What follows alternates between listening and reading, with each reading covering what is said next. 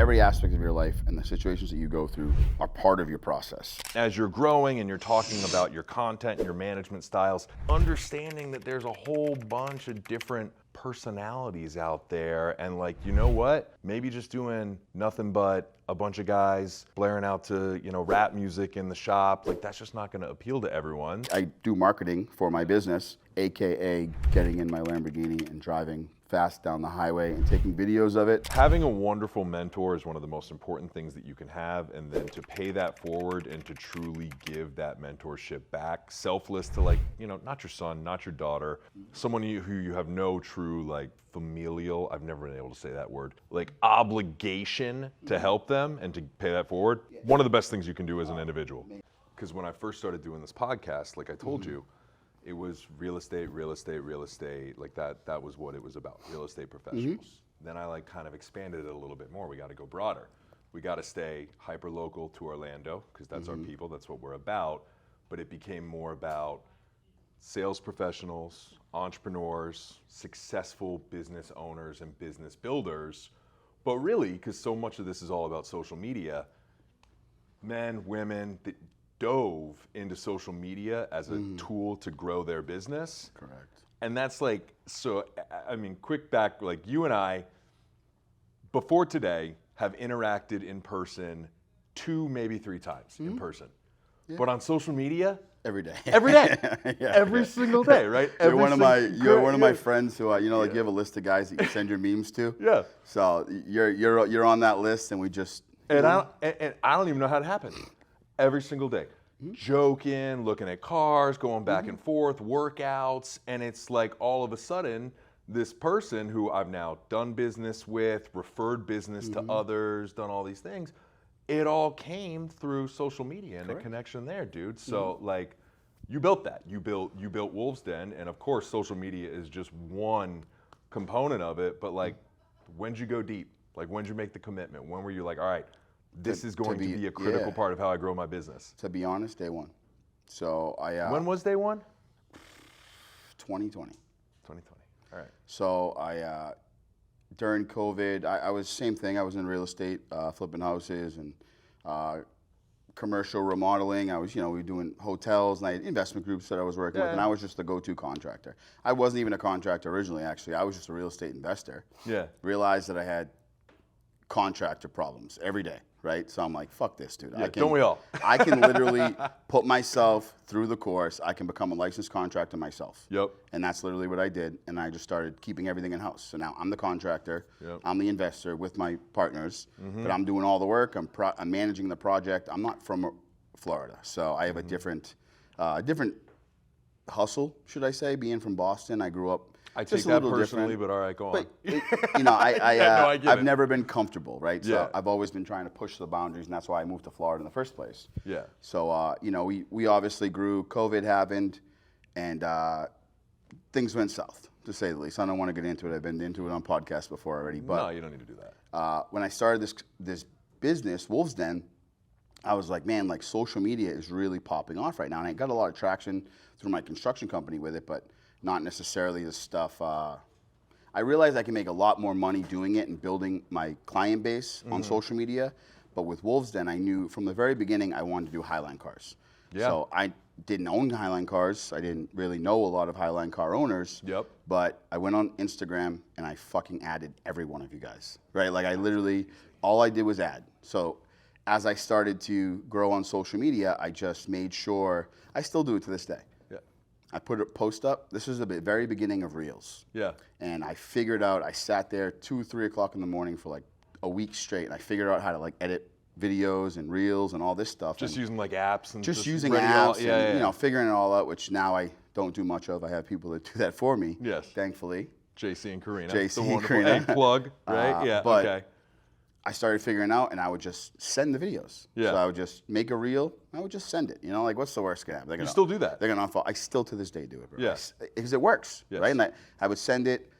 Now I'm inadvertently falling into the back of people's heads via social media. Yeah. So they see me talking about the services I offer, and then I'm just sending them a post. Not every day, but every couple of days I would have a list of people, and I would just send. So I was targeting, guys like you. Sean Slayman, he's, Driveway Dreamin', Sanjay, and all these, guys who I know. And The Orlando Car Society. correct. And it started the same way that our interactions do. Went from there to one conversation to going to a car show. We started sponsoring car shows very early, supercar shows. So I would invest a lot of money becoming a sponsor to go to these events, and then I would just take pictures of those guys. I would tag them, I would share them, and I would leave the same comment in the bottom, like, hey, thanks, great meeting you. If you wouldn't mind showing some support, just share this reel for me. They would share it to their client base. Their client base would therefore see me. I would gain some relevance, because if a guy like you is sharing it and you have some notoriety in the things that you do, all the real estate guys who also have nice cars are going to say, oh, who's this guy, right? So it's the same thing with, when you're running a call center, when you're in sales, there's some kind of algorithm or percentages of the amount of calls you get equals the amount of appointments. The amount of appointments equals the amount of closes, so same thing. I'm just swinging. I'm taking at bats, and one client, two clients, and over time we kept building it, and still to this day that's exactly what we're doing on social media. So we get a client, we collaborate the reel, get them to share it, people follow us, and that's how we get new clients. And you follow up, you do a great job, product service is all top notch, we know that, but client acquisition for you is like social media, events. That's it. That's it. No Google AdWords, standard marketing. We've had a few times we've been in like the Home Mag and things like that, but it wasn't because we tried to do it. It was because I did the owner of the Home Mag's car, and she said, you did such a great job, let me give you a free ad. So that's how that worked out. So, it's networking. It's networking in any business that you do. It's the same thing. Yeah. You just build a network. Since the beginning, I wasn't really trying to become popular on social media. I was just trying to become valuable.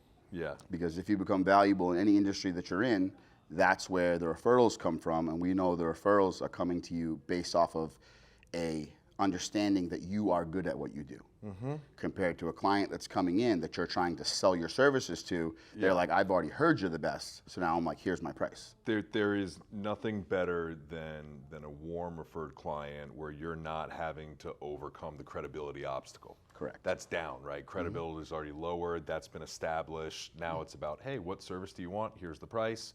Let's figure out when we can get you on the schedule. Yeah. Let's get the car in. Correct. You know what I mean? And then once a client comes into the shop, then, I think one of my strongest attributes is obviously my networking ability and my client treatment. I've always said since the beginning, even when we had one guy, or even when I was, in the back of I had a pressure washer in the back of a truck going to my clients' houses in the middle of the night to wash their car because they had an event in the morning. I used to be the guy that did that, but I would always just pick up the phone. So I'm just the guy. So even now, I struggle a little bit because the business has grown, obviously, exponentially, and a lot of clients still want to speak directly to me, and it's not like you don't want to. Yeah, you want to talk to them, but you I can't provide the right service level unless you can grow, delegate, get the right people in the right positions.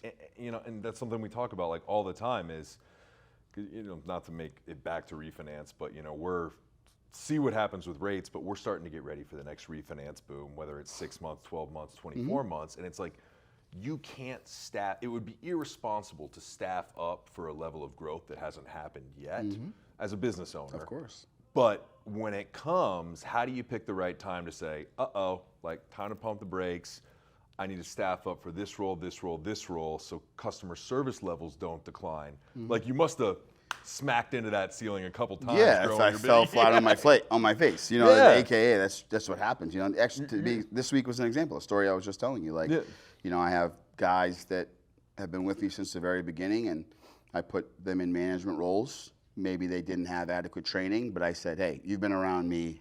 You can figure out what I've done. You're trusted, you're vetted. Yeah. Let's see if you can do this thing. Correct. But like, oops, maybe that thing requires training. Exactly. So, when I came back and I said, listen, like, we had an issue that happened this weekend. Car left, someone missed something on it.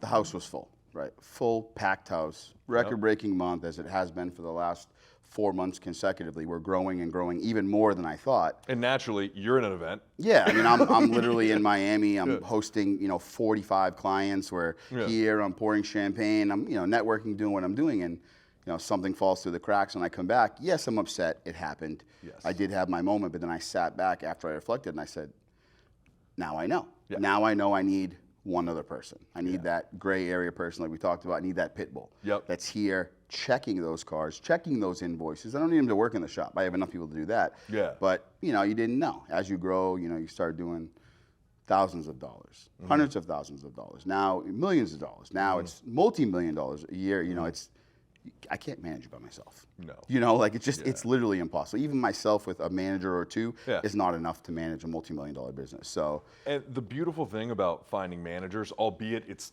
one of the most, not even managers, just good competent people, is it gives you the ability to identify people that are smarter than you and better at doing what you need them to do than you could ever be, right? But damn, that's a hard, of course, hard role to fill. Especially for an arrogant motherfucker like me. It's really hard to You're do like, that. no way someone's better at this than I am. Like, yeah. I'm the smartest dude in this room. But not necessarily. You just have to just like humble yourself and realize you can't do everything. You know, like I am a control freak. I spent years in the military. You know, I'm a standard operating procedure. Yeah. These two know, not to. But don't worry, Karina's I'm like down. I like posting. I like my shit posted at 7:30 every single night. Yeah. 7:31. I'm like, where's the reel? Yeah. She's like, I'll get it done. I'm like, it works that way in my head, like you know the consistency. Like you see me in the gym in the morning, like same time. Kids go to school, get to the office same time. Like that's the way it works for me. But not everybody's like that. No. And they also don't do it intentionally. So you know you have to just learn to deal with different personalities and different management styles and different operational abilities. That's where, you know, I always had a little bit of struggle, but now we're in a place where I got a good crew together and things are obviously going a lot better, but we're still learning, you know. You're always going to be learning. And like to your point, like as you grow, you said like keyword personality profile. Because I've been driving this home with like not just my sales force, with like operations that still interfaces with the client, like everything. Having a true knowledge and like actually studying, because some people are blessed, they just get that different people have different personality profiles, but like I didn't get that at all. It took me like studying the disc, everything, and getting like, all right, like who am I talking to right now? Like what is gonna create a lower barrier to like this sales process or this interaction or this management exchange or like whatever it is. Like everyone's got a personality profile.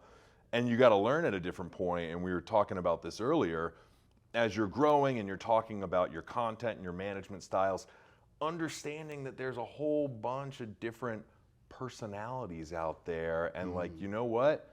Maybe just doing nothing but a bunch of guys blaring out to, you know, rap music in the shop, like that's just not going to appeal to everyone. Correct. So you got to bring in a Karina, right? To use an example here, to say, hey, let's create some more well-rounded content. Like, how long did it take you to come to that realization?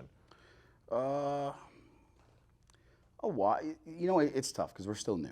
I'm right? still like, coming to you that know, realization today, by the way. So like, no. I don't realize it until we stepped out of the box and started to do it.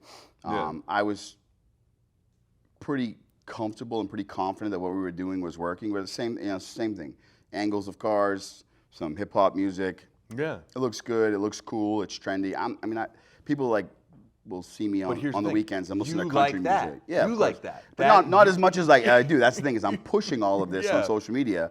So I'm out on the weekend. I'm listening to Luke Combs driving in my car, and everyone's like, "Oh, you listen to country? I thought it was only hip hop." Someone said that a few weeks ago, and I'm like, "Of course not. No, it's kill switch engage at the gym. It's it's country on the way to work to stay calm, and then when I make some money, it's Lil Baby. You know what I mean? It's just like you're on waves of what you do, but it was working, but people were perceiving everything about it as hip hop. So, and then when I started to post the behind the scenes content and all this, I just noticed a lot more interaction. So we always have a good amount of interaction, but it was like, we'd post a video of behind the scenes, me and the guys talking, or a client interaction. I have 30, 40, 50 messages about it, and I'm like, wow, this is crazy. People are like, we love it, we want to see more of this. So, awesome. So we start to adapt, and then we started doing like skits and stuff, and I was like, I don't like this stuff. So it's all a matter of just like throwing it out there and seeing what happens. I mean, it's social media, right? Yeah. Like at the end of the day, it's perception, right? It's all, you can create a persona of yourself that may or may not be genuine. People do it the ungenuine way, and they 100%. You know, they show that they drive these supercars and they make multi-million-dollars and buy my course. Follow me and for my day trader follow tips. me for my tips. You know, you could get a Lambo like me if you Yeah. pay $6,000 for my class. Like, Dude, nothing against that. Those Forex day trader guys need to go to jail. I do have something against them. The ones I mean, that I are have some clients that do that, so, you know. Illegitimate. But I mean, they pay me either way. Yeah. I don't judge anybody, but again, it's the same thing. Like, I don't share those posts either because I definitely try to keep it as genuine as I can for what we do. But yeah, I mean, social media is almost an alternative reality. Yeah. Right? Like, you can literally be anybody you want. And I think that's why my social media gets good traction, because I make sure I keep it well-rounded. Yeah. So you'll see my family, who I am as a father, who I am as a husband, who I am as a business owner, and then you'll see me posted up on my Lamborghini with some little baby in the background, but then I come back around. You know what I mean? It's not just like redundant, because anything in life, you get sick of it eventually. You get sick of it, and people also want to engage and interact with someone who they trust and they feel a connection to. And if they can't understand who you are outside of posing on your Lamborghini with a little baby, then they're not ever going to feel a connection to you as an individual. Yep. Yeah. So to be honest, this funny story. So you know Sanjay. Yeah. We've become close friends. I consider him, you know, almost. We're friends. We're brothers. You know, but I look up to him, right? So I look up to him as a mentor, and we followed each other. As you should. He's a super successful dude. Super successful guy. Been through a lot. You know, a little bit older than me, but you know, we're friends. We do dinner. Our girls are really good friends, and you know, I consider him a true friend. The way I met him was we started following each other on social media. I'm at Kabuki one night with a bunch of guys, and he walks up to me, and I know he's Sanjay, right? I know who he is. You don't not know Sanjay. He pulls up in a nice car with, you know, older guys, still looking like he's 30 with a diamond necklace on. And he's like, "Listen, man, I was watching you throw a football with your son the other day, man." He's like, "I love that shit." And I was like, "What?" You know, like, there you go. I'm like, "What do you mean?" And he's like, "I could just tell you're a good dude." He's like, "Oh, I'm Sanjay. Great. Nice to meet you." And that's literally how our friendship started from Instagram. Yeah, but not because you were posing with a Lamborghini. Not because I was posing with a Lamborghini, right? Because you're a good dad. Yeah, because I was throwing a football in the backyard at my son. Yeah. He also has a son who he raised, who's now a football player at college, goes to UCF. Got it. So it resonated. So I learned that, like, you can actually get business not just by talking about your business, but by showing what kind of person you are. 100%. So people resonate with being a father, being a husband. You know, me and my wife, we like play pranks on each other. I talk a lot of crap to her on social media and stuff, but we keep it light, we keep it fun, and I also share that stuff. Yeah. But it just works that way. You know, you just want to make sure it doesn't become, which I catch myself, like, it becomes an obligation. As soon as social media becomes a task, that's tough, because, you know, you get into doing it, and then for me, as I started to gain some success and feel more confident in my situation, I caught myself wanting to back away. Yeah. So I was like, I just bought a new house, which, you know, I don't want to share it. I don't want people to know where I live. So for me, like, when I'm driving an exotic car. You just nailed my biggest struggle with social media on the head. Yeah. How am I being perceived? You know, like, do I share this? Do I keep this? Is this personal? That's my biggest internal struggle that I deal with personally. Yeah, I realize, like, you know, people think they know my life, but they don't. They know what I allow them to see. And you have to kind of figure out what that is. So I do share morning with my kids. I do share nighttime sometimes, wrestling around with the kids, but I don't share the inner workings of my life or how I operate or the things that I do. So I actually think about it, and I plan it now, which is a task, and that kind of bothers me, but it is what it is, right? Like, doing that generates money that therefore feeds my family. It's a task that you see an ROI from. So Correct. it's the same task as keeping your books up to date. It's the same task as getting your invoices out. Exactly. You know, it falls in line. So, like, when you're building this business, which you're now in year 4, right? How the hell do you keep throwing a football with your kid, seeing them for breakfast, seeing them for dinner? I didn't year 2 and 3. Imbalance. Balance. Imbalance. It takes imbalance to get balance. Yeah, right? and I still struggle now with it, but, you know, it's you learn that, like, so year 1 was, you know, a struggle year. Everyone has to go through that. Not really confident in the situation. Year 2, you start to pick up some pace. Yeah. But then you realize that now your plan is actually working. Yep. So now you double down mentally, physically, everything about it. It's the process in entrepreneurship. You realize this is my 5th or 6th business, in the last 10 years, but you realize it's working, so now you're more invested, so now you're obsessed. So everyone gets to that obsessed mode. 2 to 3, massive growth, obsessed. From sun up, sun down. The minute I wake up, I'm on my phone, social media. I fall asleep at night, 3 o'clock in the morning on social media. And that can get toxic. During that little period when you're so obsessed with your business, because it's bringing you so much fulfillment, so much joy. You're like, oh man, this thing that I did, it's working. Like I don't want to think about anything but this. And then all of a sudden you're like, damn it, man. Correct. Like I haven't been focusing on my spouse as much as I needed to. Like, dude, I had to spend so much time this past weekend. I was like, you know what? My 6-year-old's learning to ride a bike. Like, damn it, she's 6. I've been doing too much work on the weekends. Like, we're gonna get this riding a bike thing figured out. And like, you got to check yourself. Of course, it happens incrementally. You have to do that. And it's never going to be perfect. The flow is never going to be exactly what you want, but you just find the balance. For me, it was the end of this year. The end of last year, I got into the new year, and people always talk resolutions and this and that, and I'm like, I'm just looking at,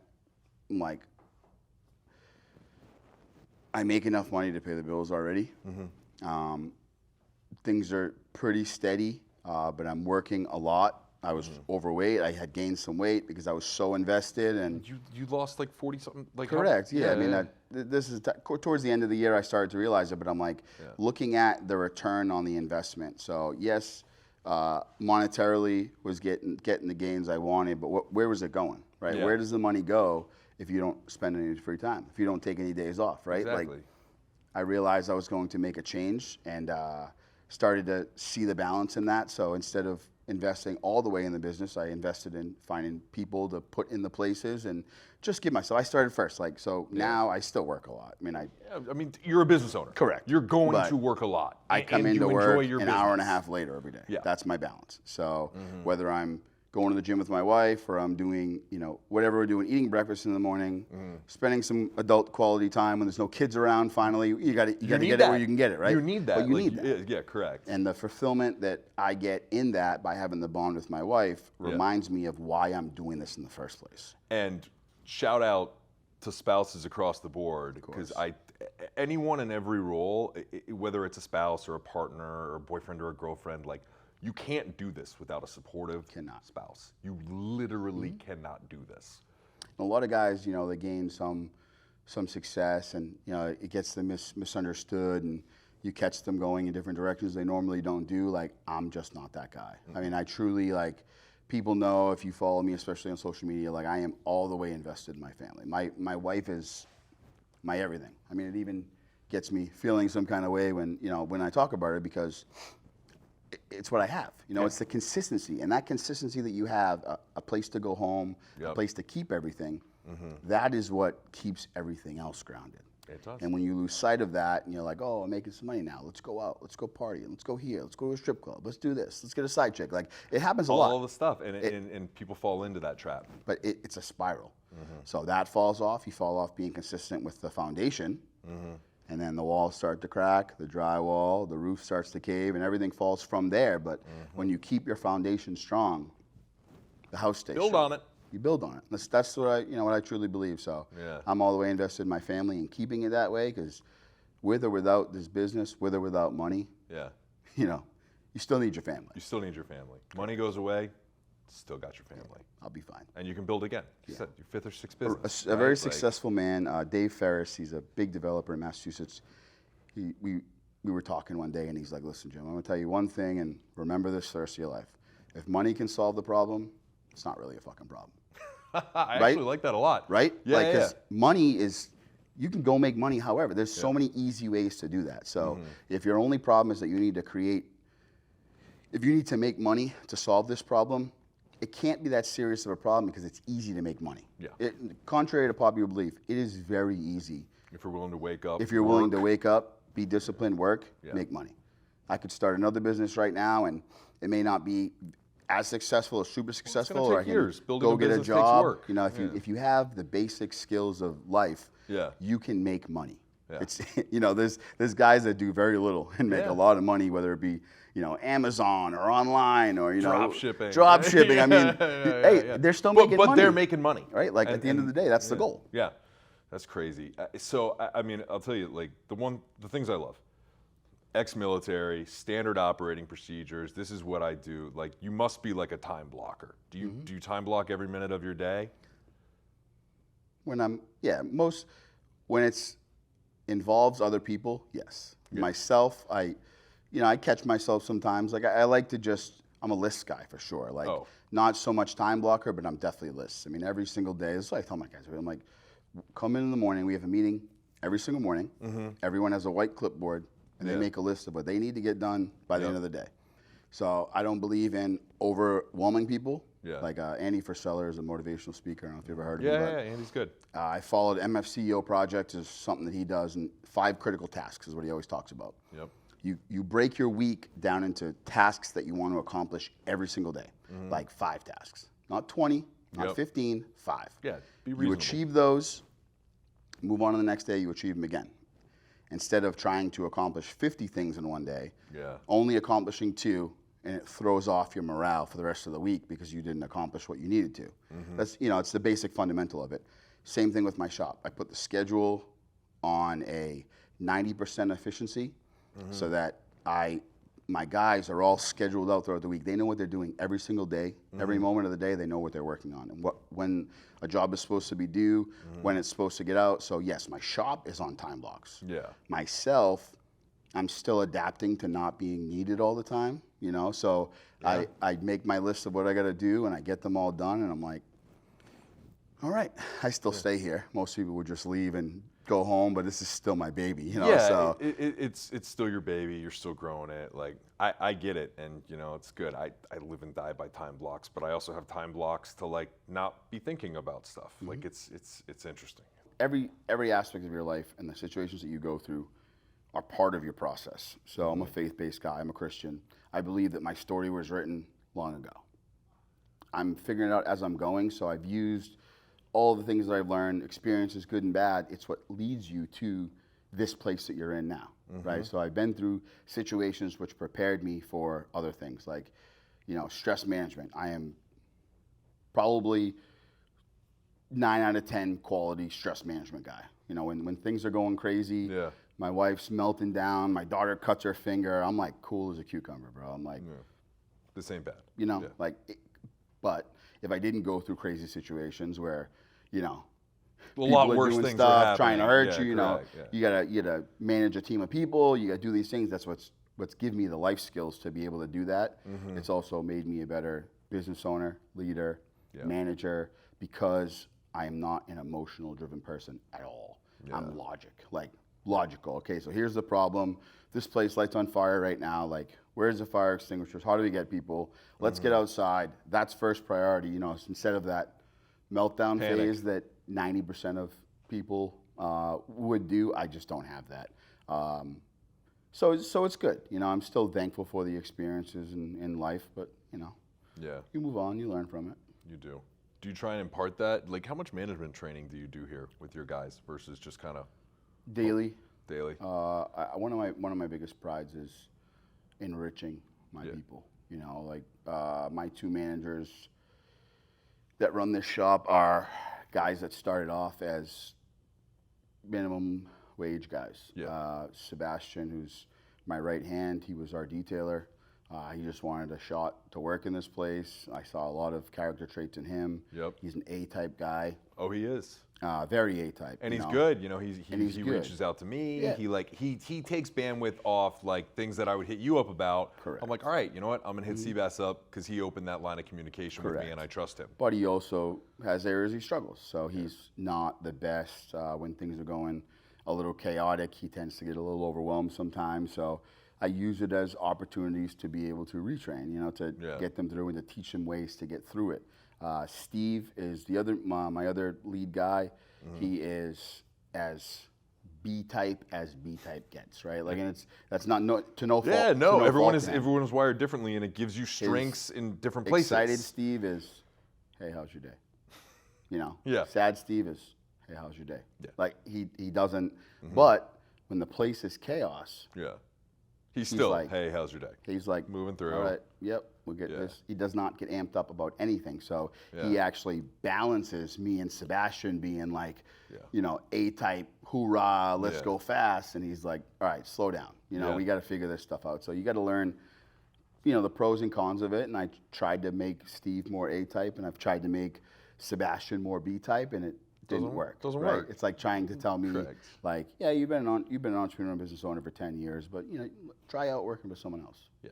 It's not gonna work. It's not going to work. You It's know, not gonna work. it's just you have to accept everything for what it is, and so that it brings up a lot of moments, teachable moments, and Mm-hmm. especially with my newer crew, because you know we started off with 1 guy, 2 guys, Yeah. 3, 4, 5, How many are you 6, up to now? 10.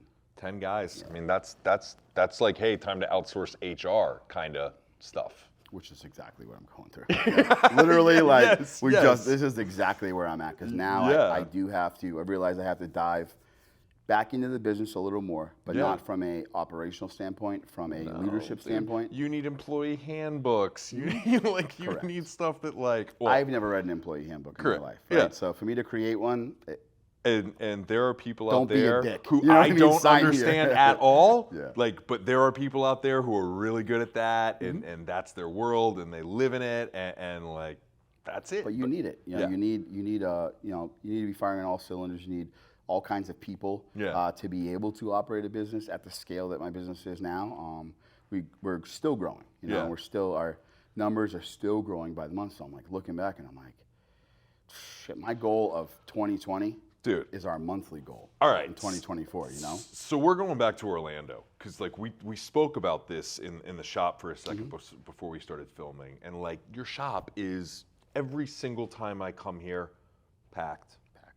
Every single time I come here, packed. And Bro, it's been packed since the day I moved in. I know, and you know, so I was born and raised Orlando.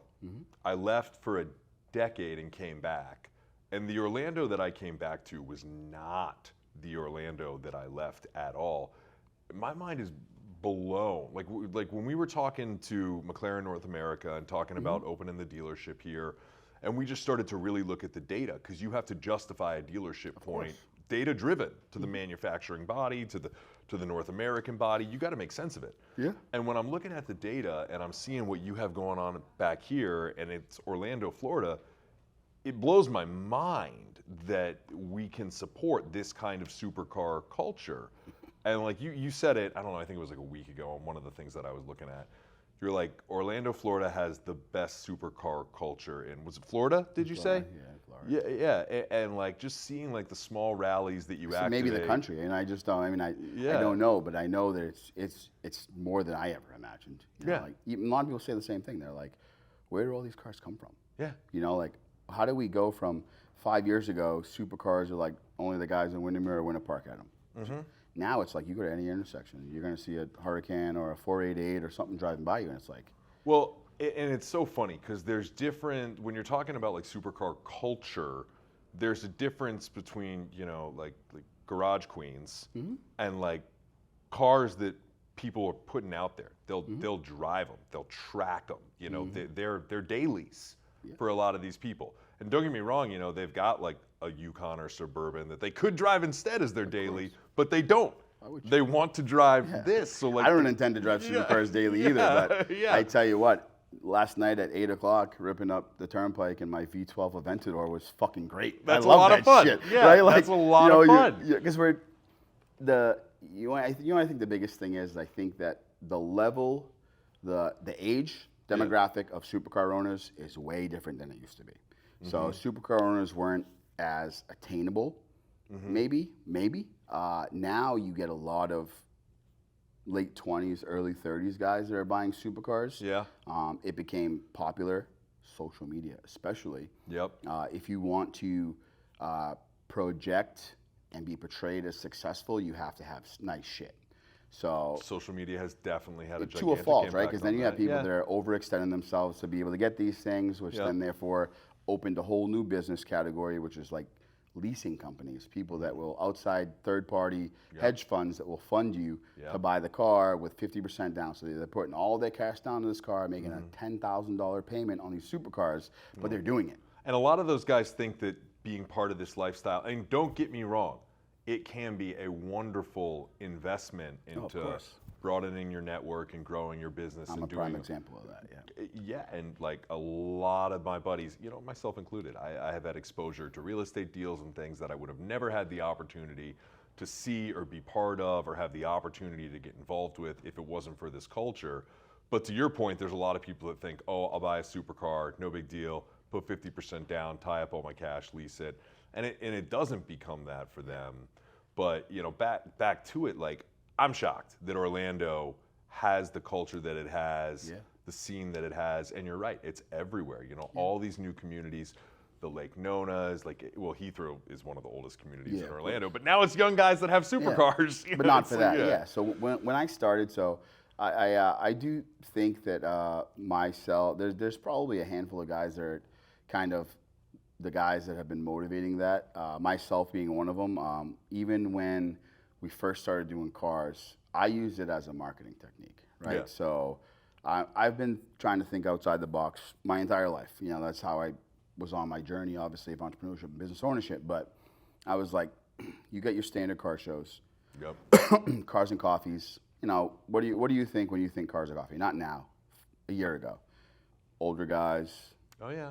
visors, No. sandals, drinking coffee, looking at their cars. I'm like, when I bought my car, I was like, I want to drive. I want to have fun. So I looked at Ankush, who's Dream Cars for Kids. He's Supercar Social and Cars and Coffee, Central Florida, down Lake Nona at Drive Shack. Yep. Because we've become close friends, so we partnered up. So we teamed up to do the events. Wolves Den sponsors the events, Yep. pays for the stuff to put it on. He does all the coordinating for it. So we ran one event, like it was the first one we did at my shop. It was. Was it Dream Cars or? He's had dream cars for a while, but Okay. it was much smaller than it is now. You know, Yeah. it was 10 to 12 That's a cars. lot now. I mean, we had 50 cars that just drove to Miami last weekend. 50 supercars drove to Miami, raised money, gave toys to kids, and there was a list of maybe 30 guys that were trying to get in after the registration closed up. Wow. So we hosted an event here called Supercars at Sunset. Yeah. And I was like, you know what? I used to be a lifestyle guy. So back in Boston, my younger years, I was a nightclub promoter. You know, I did promotions, you know, VIP, elite level service. I was always, you know, always a street smart guy. So I was like, let's try something different. So I got fully catered by Achille, who owns Fresca. Yep. He provided all the food. I got a liquor company to sponsor the event. I hired a modeling agency client of mine. Brought girls in. Yeah. So we had attractive girls, pouring drinks, good food, You turned it and into cars. a broader lifestyle event. Broader than lifestyle just event, supercars. right? DJ. Yeah. I also was the first person that's done events in Orlando. I had armed security. I had 4 security guards in full flak vests, Yeah. rifles, sitting in the front. Think about it, right? You're driving your $1 million car. Yeah. Security is always an issue. Yeah. But if you come to the Wolves Den and you know you're always covered, Jim's got it covered, right? Jim's the guy who thinks about things before they happen. This was the first time you did this First time we event? did this about a year ago, about a year and a half ago. Yeah. So people come in and they're like, this has never been done Yeah. for a car show. I mean, this isn't a nighttime event. There's no nightclub. This is from 4 to 6 o'clock on a Saturday afternoon. I love that. So people come in and they're like, the experience. Yeah. So they saw it. You got, you know, other like-minded individuals, business owners, supercar owners, but we're not here just looking at each other's cars. We're not even looking at the cars. The cars are outside parked. Yeah. We're networking. Yeah. You know, so that was my idea behind it. Like, listen, let's get to know each other. So I started meeting other people. You know, you're talking about different stuff while you're eating some good food, having a drink, not getting drunk, obviously, because it's a car-based event. But it's just having the opportunity to do these things and thinking out of the box. It just made people want to do more. So Awesome. it was such a big hit. We actually filled. We decided that we could fit like. I was gonna say, you're gonna need a bigger venue. So we fit. I think originally we planned for like 50 to 60 cars. Yeah. We had 110 cars. We locked out. All we had- lined up and down the street. Yeah, we had to close. We had to close out the end of my parking lot of the shop. Yeah. And we had a line of cars all the way down the street and then up Kirkman. That's awesome. Can you imagine having that many supercars in this place, and then Yeah. you have Lamborghinis and Ferraris stacked up, and you're turning them away because I just couldn't. I couldn't fit any more people. The security guard at Lockheed must have been like, all right, like, what's Yeah, going like, on? so Orlando PD actually came by, and they're like, hey, what's going on? I'm like, oh, supercar event. And they're like, oh, cool, man. They ended up coming in, look at the cars. They're like, oh, no one knew you were here. I'm like, that's the point. You know, we want to be we wanted to be off the radar, but that was the launch of these events that we did. So then we did a rally. So we did rally to Tampa. It's not just a rally to go there. We're staying at a hotel. We're booking the dinner. We're going out for drinks at night. We're doing things like, you know, the lifestyle, the supercar lifestyle that we're creating is not just guys talking about cars. We're all married. Yeah. We all have things to do. Why not bring our wives? Yeah. Why not go, you know, why not our wives know each other, you know, and you start to network. Everyone's spouses, they start to become friends. It becomes, like you said, these relationships that we begin just by liking and comment a photo or sharing a reel become like deep friendships. Yeah, and it comes back to business. I mean, for instance, I had an issue with my house, right? My mortgage on my house. Oh, you know, yes, right? Yes. Who did I call? Yep, the service. I called you. You were right? like, hey, what's going on? I know 6 mortgage guys. Yeah. Right? But I called you. Yes. You know, just like when the car situation, you know every other auto shop, but you called me. Yep. And we met on social media. You know, so it builds a different type of bond. And not that ideally that's the way every time it's going to go. Yeah. But it just broadens the horizons for it. And 100%. you meet a lot more. You know, I've always wanted to be in a room with people smarter than me in every asset, in every factor. Yep. So I want to know other people. So I always ask the opinion of people that are more equipped than me. I don't know everything. I mean, I know a lot, but when it comes to mortgages, if I'm calling someone and I don't, you know them personally, but for someone, you brought your brand new vehicle to me because you trust me. Yep. So now I know I can trust you on to do other things. So even though there was no business transaction that happened, sometimes it's just insight. It's just trust. Figuring things out and earning a level of trust. So that's exactly right. It works out. So when's the next car sunset and supercars? Supercars and sunset? We did one at Ultimate Auto a few weeks ago, and then the next, I think, 2 months from now. This is like summertime. It's so hot in Florida. We don't do a lot. Yeah. And obviously, summertime, everyone's kids are off school, so it's just harder to coordinate events. We usually start to ramp up like August, September again when the kids get ready to go back to school. But next month, we're doing one in Tampa, and we always try to bring cause back to it. So it's always dream cars for kids being involved. The whole point of all of it, all the money goes to charity. It doesn't come to me. Yeah. I make money, and obviously, we're all supercar owners. None of us are trying to make don't worry. The money off each other. The money will come. You know what I'm saying? The money naturally comes. The event is to get everyone together, deepen the network, help the community. community. But when you're putting together for an event like charity for sick kids, like what kind of people are you are coming there? Obviously, good, high caliber people, but not only that, people with good morals and values. Yeah. You know, so that's really the ideal people that you want to meet. This is where I meet my friends. Yeah. You know, I mean, most of the people I know, and I moved to Florida 8 years ago. I didn't know a single person. I didn't realize it was that recently. Yeah. Huh. Yeah. 4 years in real estate and, you know, investment houses, and 4 years in Wolfton. That's it. But the first 4 years, I didn't know anybody. I had not a single friend because I was trying to figure out what I was here, and it was just myself and my wife and our two, you know, one kid and the other one that was born here. And now obviously we have a third one, but so I was just, you know, building the network. But in this is all networking. You have to. Is Wolves Den your favorite business you've ever had? Yes. Yeah. Wolves Den's my baby. Yeah. Like, I'm so connected. Sometimes I just want to sleep here, you know, like, but it's, you know, it's a dream for me, right? So when COVID happened, my other businesses fell apart. I was in a pretty desperate place, not desperate place, but pretty like lost. I mean, you had a family you had to support. I had a family I got to support. Thankfully, my wife is a hard worker herself. She has her own career, and that's the best part. That's entrepreneurs or business owners that have spouses that also work are definitely more able to do more faster because it's not just you supporting your whole family. And then if your business succeeds, you're dead. So you've got that stopgap. No, reason number two, I'm a loyal husband, and I value my wife because she also is on this journey with me, and she works a job and she has success on her own in sales at what she does. So she's supported me, and you know, as a business owner, you know, like sometimes you don't got the money. Sometimes you know things are slow. She's always picked up the pace. She's always picked up the slack for me. So I do appreciate that about her, but. with Wolves Den, when everything happened during COVID, I'm like, listen, I've been spending the last, at the time I was, I don't know, 35, 34, you know, and I was like, 34 years grinding. I've generated millions of dollars, and I have nothing that I'm like happy about. You know, like commercial construction. Why'd I do it all? Commercial construction, flipping houses, flipping shithole houses in fucking Rosemont. I'm like, you know, like it's cool, right? Like making money is cool. Making it's money fun. is a lot of fun. It's a lot of fun. Yeah. But when you're not making it in a fun way, and it's very stressful to get there, and you feel like you're on a hamster wheel moving, and yes, you have the money, but you don't have the time to enjoy it. You don't have the energy to have fun with it. Yeah. It's not the same. No. So I was like, I'm gonna start this business. When I was a little kid, I dreamed about having a hot rod shop. So I was like, I want to work on. This is back in the '80s, right? Yeah. Early '80s. Hot So rods were what it was. I said, Yeah. one day if I had a hot rod shop, like my life would be so good. So, COVID, you know, debt. World's crumbling down. I'm like, I need Spray to down find your a way groceries out, before right? you bring them in. Correct. Yeah, You know, like, it was not I a never fun did that. time. Yeah. I've never worn a mask, right? I don't.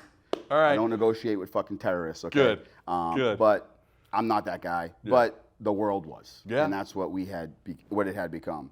So my clients stopped paying me because they were closed. Hotels, restaurants, those are my clients. They're closed down. Money's getting tight. I got to figure it out. I'm like, look at my wife. I'm like, if there's ever a time to follow my dream, it's now. Yeah. And Started she stayed gainfully employed during the pandemic, and then wonderful. then she works from home. Period. So okay. she was already working from home. Yeah. So I said, I'm gonna do it now. Gonna do it. And she's like, well, you sure? And I'm like, I mean, Sure as I'm gonna be. Sure, right? Sure as I'm gonna be. Yeah, right. So, you know, I invested in a few cash businesses, and Wolves Den led to Wolves Den. Yeah. But from the beginning, I was like, I love this. You Yeah. know, it's like cars and fun. And now 2 years later, 3 years later, I mean, I drive, work on, make supercars faster and look better. And you're doing it with your friends. And I do it with my friends. My clients most of my clients have become my friends. Yeah. Right. So, what do I do on the weekends? I do marketing for my business, AKA getting in my Lamborghini and driving fast down the highway and taking videos of it And then loving it. posting it on social media. Like What better life? What better life? You know? Yeah. So, and that's what, like we said earlier in this conversation, like what's next? Like, I'm pretty good, you know. Yeah. So we obviously want to maintain what we have, maybe spread our wings a little bit.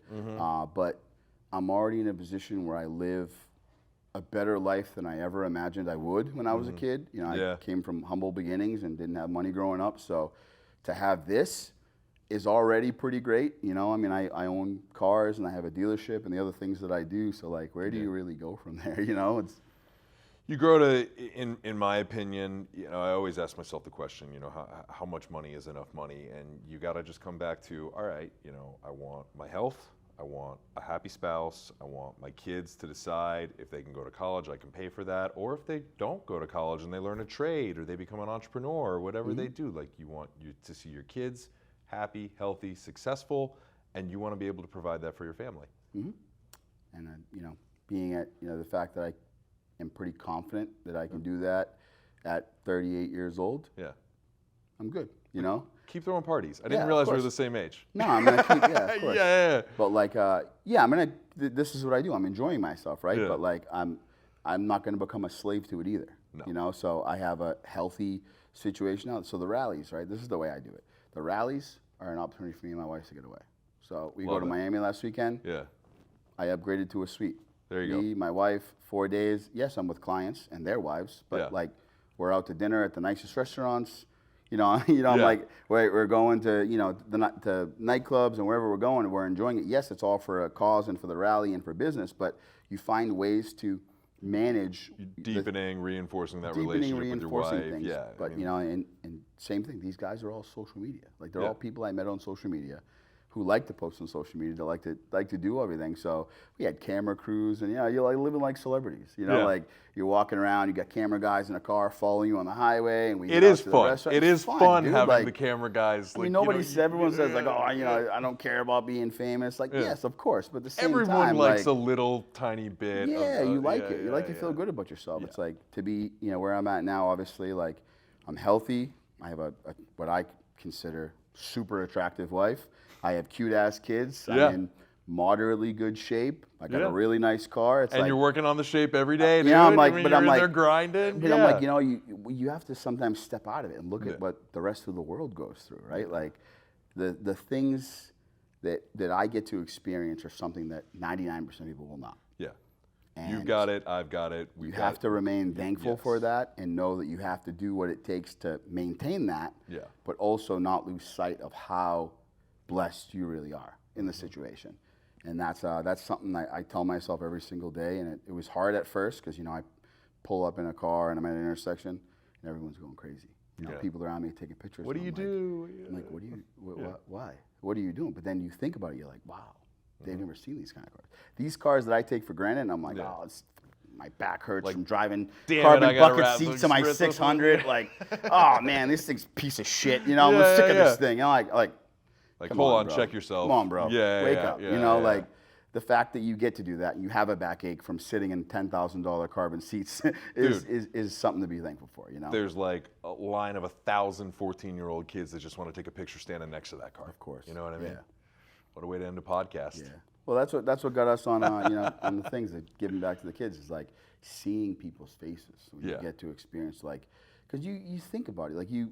I forgot how excited I was as a kid to Correct, see you forget that. supercars. I But really forgot, when you're like an with the model adult- cars and everything. Yeah, like cars were everything to me when I was a kid. Yeah. Like, I love that stuff. So now when you go places, like it goes through phases, but like when you get there and you see, like we pull up to a hospital and you see these kids, Yeah.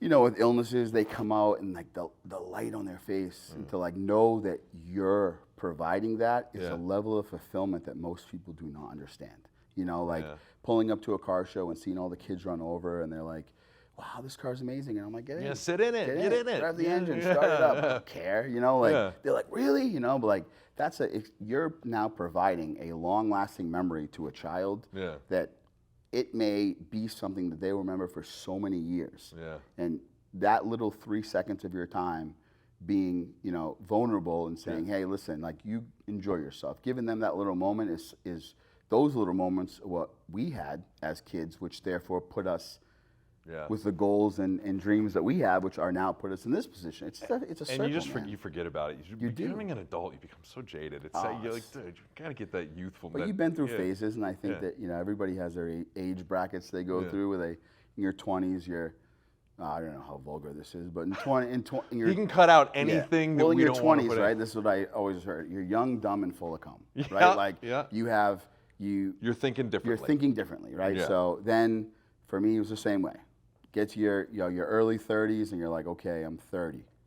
Now this is the time. When I did actually you had get a married? conversation. How old were you?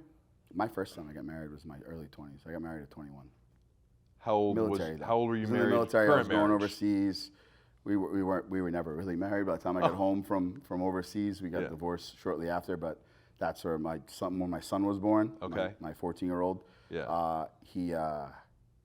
He's my best friend in the whole world. So I'm thankful for that situation. Yeah. But I wasn't ready to be married for many years after that. Went through my late 20s, madman, Yep. doing what I could to just get by and get into something new every chance I got. Mm-hmm. And then turned 30. I had met my wife at 29. Okay. I turned 30. I was like, it's time to get your shit together, you know? So I knew that I could be good at any job I wanted, but ultimately I aspired to have my own business since day one. I mean, I was starting businesses as a teenager. Yeah. But you have to be able to, I believe that you have to be able to be led to know how to lead. 100%. If you couldn't be a good employee, you'll never be a good boss. Well, and everyone always asks, like, hey, what do you think if you could define like the most important component to success? What do you think that is? I always say mentorship.